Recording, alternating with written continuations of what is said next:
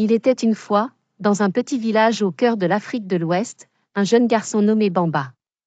Dès son plus jeune âge, Bamba fut rejeté par sa propre famille. Considéré comme un fardeau, car il était frêle et maladroit, il était souvent la cible des moqueries de ses cousins et même de ses parents. « Tu n'accompliras jamais rien d'important », lui disait souvent son oncle.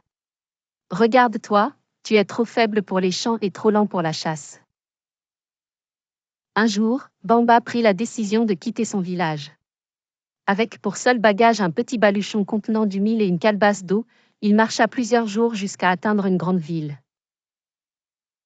Épuisé, il trouva refuge chez un vieil artisan nommé Karamo, qui accepta de l'héberger en échange de menus travaux. Bamba était déterminé à changer sa vie. Sous la tutelle de Karamo, il apprit à travailler le cuir, à confectionner des sandales, des ceintures et des sacs. Bien qu'il n'ait jamais été habile de ses mains auparavant, sa détermination le poussa à exceller dans son article. Avec le temps, il réalisa des créations si fines et si belles que les marchands commencèrent à affluer pour acheter ses produits.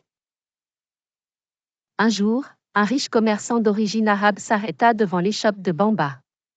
Il fut si impressionné par la qualité des sacs en cuir qu'il proposa à Bamba de lui fournir une grande quantité de marchandises pour les vendre dans les grandes villes du Nord.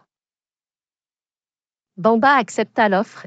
Grâce à son travail acharné, il fit prospérer son commerce. Il employa de jeunes apprentis du quartier pour répondre à la demande croissante. En quelques années, il devint l'un des artisans les plus prospères de la région. Avec sa fortune, il investit dans des caravanes marchandes et bâtit des écoles pour former les jeunes à son métier. Un jour, après plusieurs années d'absence, Bamba décida de retourner dans son village natal. Lorsqu'il arriva, vêtu de riches étoffes et escorté par des serviteurs, personne ne le reconnut. Sa famille, désormais en grande difficulté financière, l'accueillit humblement sans savoir qui il était. Lorsqu'il révéla enfin son identité, sa famille fut frappée de stupeur.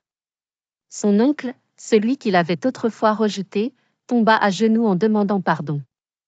Plutôt que de se venger, Bamba fit preuve de générosité. Il aida sa famille à rebâtir leur maison et offrit du travail à ceux qui en avaient besoin. Son histoire devint une légende dans toute la région, rappelant à tous que la persévérance et la bonté sont les clés du vrai succès.